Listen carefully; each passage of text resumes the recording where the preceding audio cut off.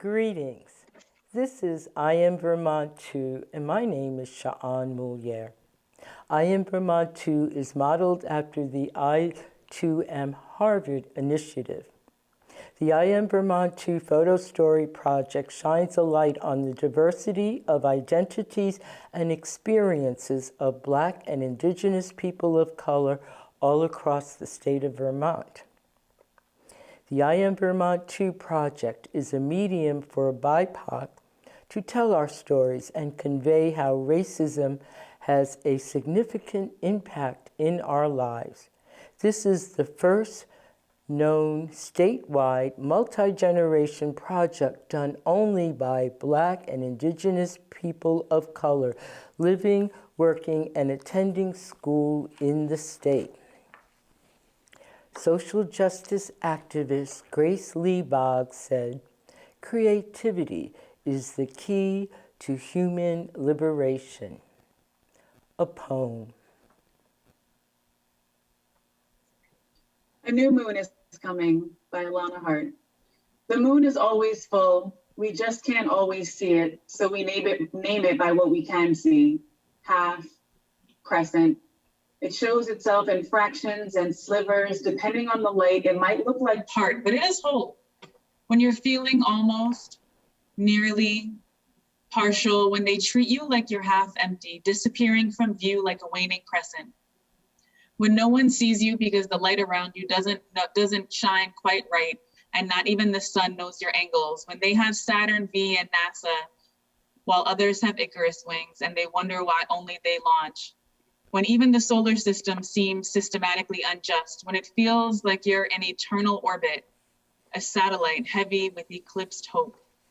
When they call you fractured and fractions, half, quarter, and crescent, declare you 2/3 of a moon, when you've been through countless phases, but none of them had enough stars. When they are astronaut, using you as a place for unloading and floating, pierce you with a flagpole, stab into your skin, proclaiming you theirs. It's only natural you'll howl at lunacy, but remember, you are whole all the time, like the moon is full, even when we can't see it all, or when no one bothers to look up. You are the reminder that day is gone and day is coming back. Remember that even your hair forgets gravity, floating to apogee, and your craters are just places to pour more love. You are phases and stages of celebration and grief. You are rare as blue moon. When you don't see the sun, just know you have your own light, natural, needed. Even when it seems like lunar and solar are only polar, remember that they both sleep in the same sky. Just remember, the moon is always full. Thank you. Today, my guest is Dr. Alana Harte. It is an honor and privilege to welcome you to the program, and I thank you for being here. I first met Alana working on a project for UVM. So before you tell our viewers about yourself, can you share what it was like to be asked to be on the program? I feel like just knowing that there's a place where people are talking about microaggressions and drawing attention to the experiences that BIPOC people have, lots of places, but especially in Vermont, felt really like a special opportunity. And I'm just honored to know that it's being addressed at all, since it does seem to be one of the lesser seriously taken forms of racism when you think about it.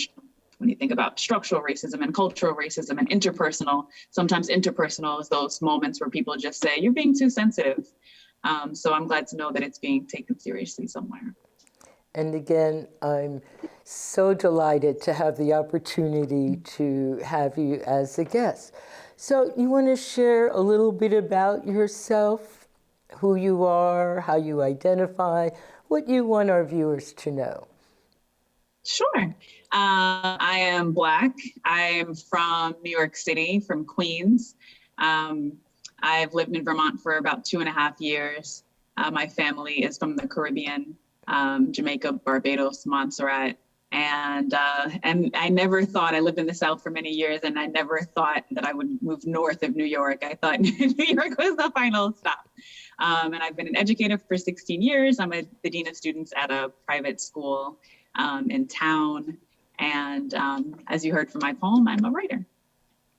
Yes, you are. And that's a couple of our connections of not only being from New York, but being from Queens. So you can take the gal out of Queens, but sometimes Queens sticks there.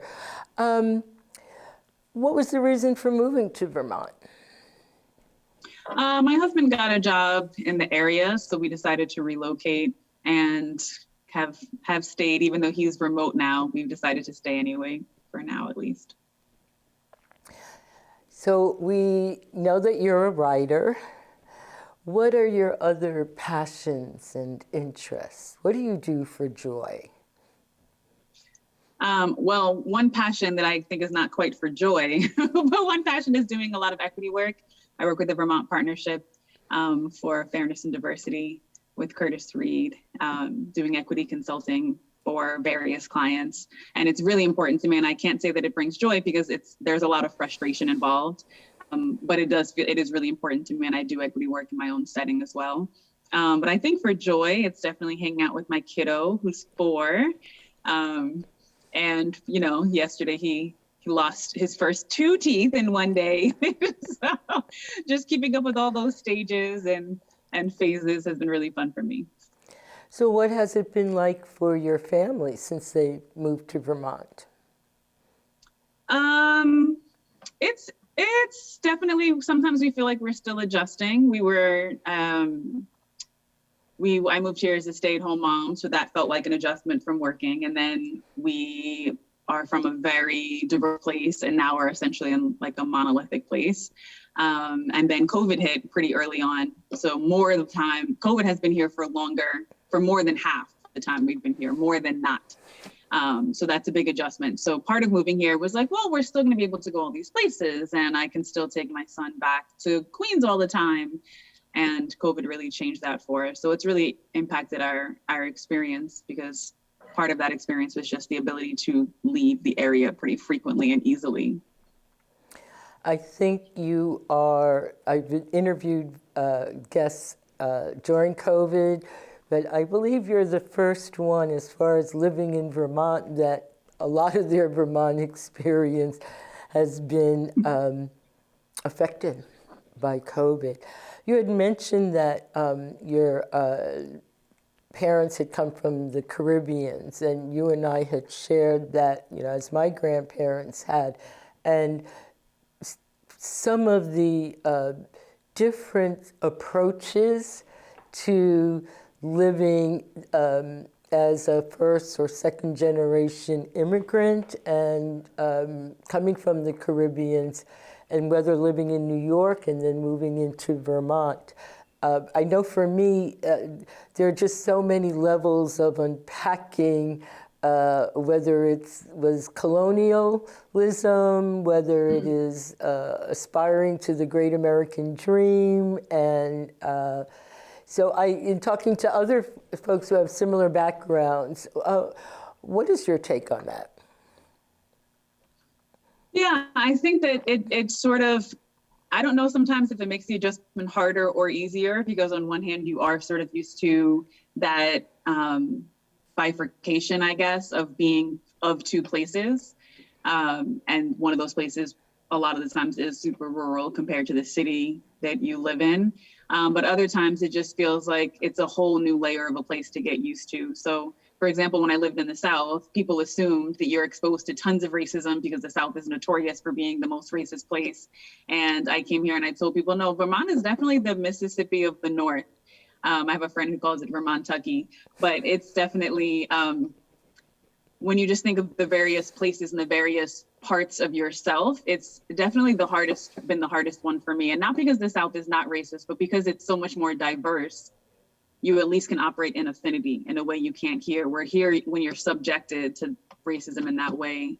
And so frequently, it others you, and it is more isolating, it is more lonely, and that feels pretty immediate, but so it doesn't really feel comparative to having that like Caribbean background where it's like inherently multicultural and you have people from like all the East Asian descent, and it feels very distinctly different and isolating than that. I know when moved up to Vermont and they started talking about diversity and multiculturalism, and I thought my family is that between, my father's in the South and my mother's from the Caribbean, and that wasn't the approach that was taken, which leads to, what has the impact of racism for you living in Vermont? What has that been? Yeah, I mean, I never thought that I came to equity work because of my love for research, my love for qualitative research and sort of studying people and being part of like moving something forward. And most of the time it was through like action research for literacy because I was an English teacher for years, or in my doctoral studies, or like character education and behavior programs. But now applying so much of that to equity work feels pretty essential. And it often feels like, in terms of the relationship part of it, so that's the professional element where I feel like it has to be part of my responsibility to move this forward because it would just be wrong not to. But socially, I feel like there are so many like nice racist people who are still friendly enough that I often feel almost like I have to offer some information because they struggle here with color blindness, which threw me off and sent me spiraling back to the early 90s. I was like, people are still saying that? People are still saying they don't see color? So in social interactions, I often feel like I need to know, there's like a different layer of questioning where I need to know more about your opinions and your politics and who you are, just to feel like I can have a regular conversation with you than I think I would have in any other circumstance, because you just never know who you're dealing with in this area. Absolutely. This summer, I read Robin DiAngelo's Nice Racism, and how liberal white folks perpetuate racial harm. And it was a relief in a sense of validating the reality and the experiences that I've come into. And I agree with you around trying to navigate a comfortable space for you to be able to exchange ideas, and in many times you're having to lay the foundation, being able to teach people in that manner. So as we're talking about microaggressions, can you describe a microaggression that you have had and how it made you feel? I think we all have a plethora. I think we have there's always the hair touching. There's always the unsolicited opinions about what, because I usually wear my hair in like a big curly fro, whether they prefer that without my ever having asked. There's always the assumption that you represent a people as if we're all the same, and the onus of educating people becomes on you. But I think the hardest is when you feel it impact your kids. And that's definitely been the worst for me. I had a very, I perceive as well-intentioned white woman who was around my child for a while. And she was talking about him. And he's a big kid, he's Black, he's like, you see him, you probably might think he's a couple years older than he is. Maybe he just, for whatever reason, I got the impression she just assumed he would be rough and tough, and he's very sweet and gentle, and he cries easily, and he's just a really nice kiddo. But she was talking about him, and she kept saying, and he's not aggressive at all. And he's really not aggressive at all. And she said it maybe 5 times in a very short period of time, and she hadn't repeated anything else. And I took away from that conversation that she seemed surprised that in seeing him prior to interacting with him, there was some element of shock involved, that she was still like, it was beyond belief that he could just not be aggressive. And I because of the work I do and because of who I am and because no one else will ever say it, I had to address it and ask her. And I said, did you notice how many times you said that? And I had to take a beat first. It wasn't immediate. Sometimes you have to circle back. But I said, I really felt concerned by how many times you indicated that he's not aggressive. And while I recognize that he isn't, not too often you hear someone carry on about what a child isn't. And then saying it that often, it was just a concern. And, you know, maybe you can explain it. And it was a mirror for her, right? And that's what's hard for a lot of people in general about themselves, but certainly for a lot of white people, a lot of nice white people. It really disturbs their sense of self and their perception of their friends and neighbors who they like, to think, oh, racism is this far away Klan rally attending thing, but like, no, racism is right here. And it only disappears when you acknowledge it, because it's not racism, yes or no, it's racism on a spectrum of how much. And I think that moment for her felt like maybe it's a how much. And the more often we can kind of push the needle to say, no, it's not at all. The bias is there. It's unconscious. You can bring it to life and find out how much of it and where, as opposed to no, I'm not. Because that white resistance feels like a microaggression in itself, you know? Yes, and in reflecting, what does she think about Black males? That they're violent is what came to me exactly when you were talking, that keep saying how gentle someone is, you're surprised by what? What is that exactly challenging for you? What is your perception of a gentle Black person? How curtailed is your information? So as a mom, back to, you know, the feeling in the moment and what you needed, you know, so you talked a little bit about, you know, bringing stuff back to her, but if you were to think of specifically at that time, what is it that you needed? Not what you wanted to provide for her, but what did you specifically need? I needed a space that I felt was really safe for my son, where he wasn't the only Black boy somewhere, where people couldn't inherently make those assumptions, and that he had more of a chance to just be himself and not be othered in that way.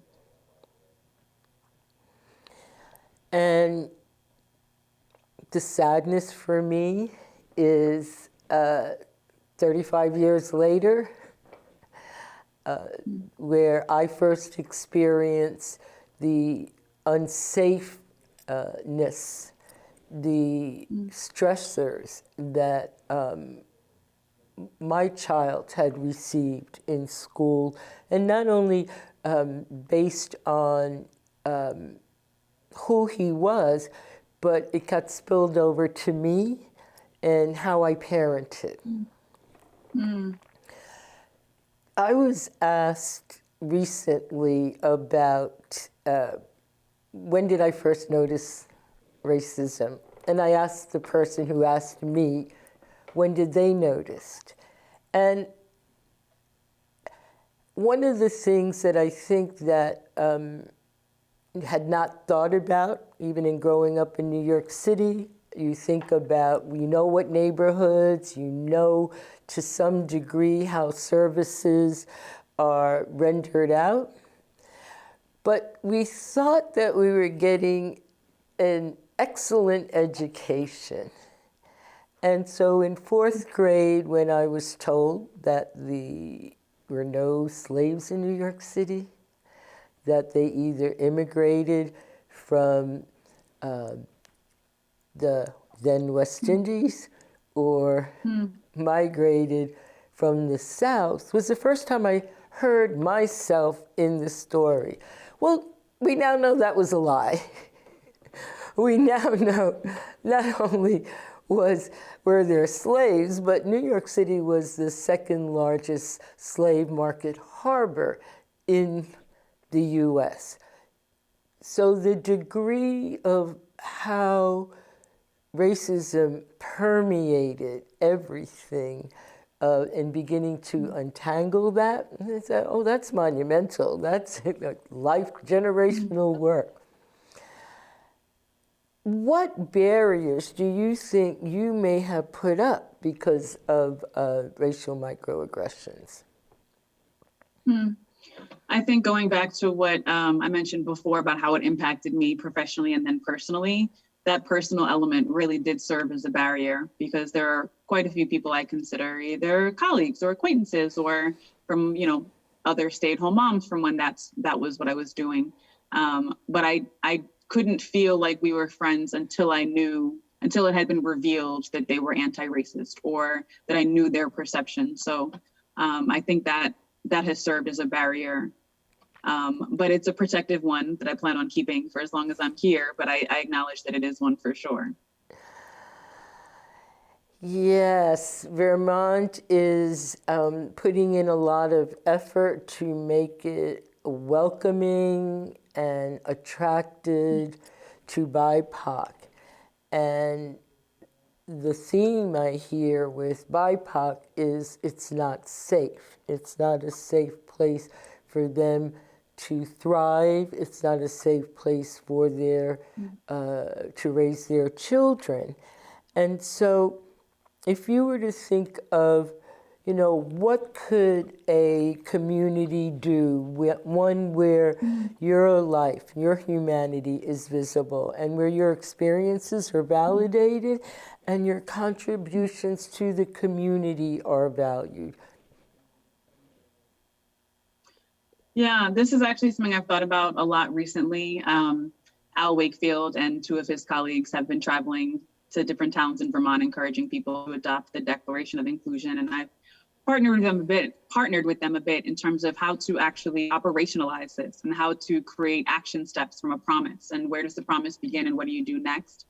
And as much as we think about what the town should do and what the select board can facilitate, all of which are important, I think one of the greater things that happens first is people committing to doing personal work.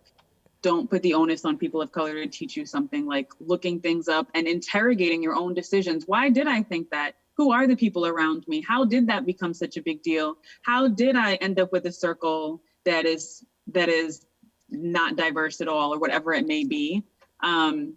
People really interrogating their own thoughts, abandoning the concept of colorblindness, since we know it's not real, even if you say it is.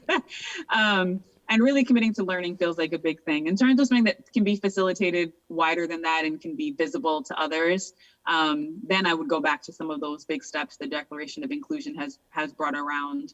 And that is really towns partnering with those organizations, because we are here. We're not always visible because we're not always together. We're not operating in affinity. Sometimes we can't find each other, but we are here. So if you're in a town, partner with the organization where the BIPOC people are, where the LGBTQIA people are, where the differently abled people are, and gather those people and find out what's going on with them, what their experiences have been, and listen to the voices, and always start off with empathy and listening, but always move to actionable steps, because one without the other won't matter.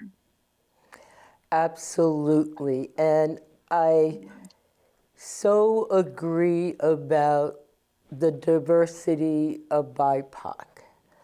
I find that, and I'll just say specifically how, just as a Black person, that there's this idea we're monolithic, and my family was not monolithic. The North, the South, and the Caribbeans weren't all singing Kumbaya together. That's right. And that many of us did not have that space, although some of us did. And it depended whether it was at your church, because I grew up in a predominantly white neighborhood, but I went to church in Harlem. developed friendships there. Went to a high school that was predominantly Black and Puerto Rican at the time. So that culture outside of my family was accessible. And I think about, especially BIPOC who grew up in Vermont, that the physical contact maybe not be as accessible. They have all kinds of digital ways of connecting that we never did. But there's something to be said to walk into a space and you're embraced by the aromas coming out of the kitchen. Yeah. Oh, before we end, are there any last words or thoughts or even feelings that you might want to convey? Well, I think the last thing, if I had to think of anything, and I know this has been said a lot, but it can be said one more time, that diversity is not the same as inclusion. It's like a starting point. And having us there and having us feel welcome and having us truly belong and feel like we belong are a lot more than just the invitation. So we want to know that you're happy that we're there and that you appreciate what we're bringing to any place. And that's a big deal. Breathe that in. And I'd like to thank you again, Alana, for being my guest, for sharing your experience, and for that heart-touched poem. I think that getting out of our everyday narratives and moving into poetry sometimes taps the emotions. And thank you for being a part of that. And thank you, viewers, Thank you, for Sean. watching. I am Vermont too. Like us on Facebook.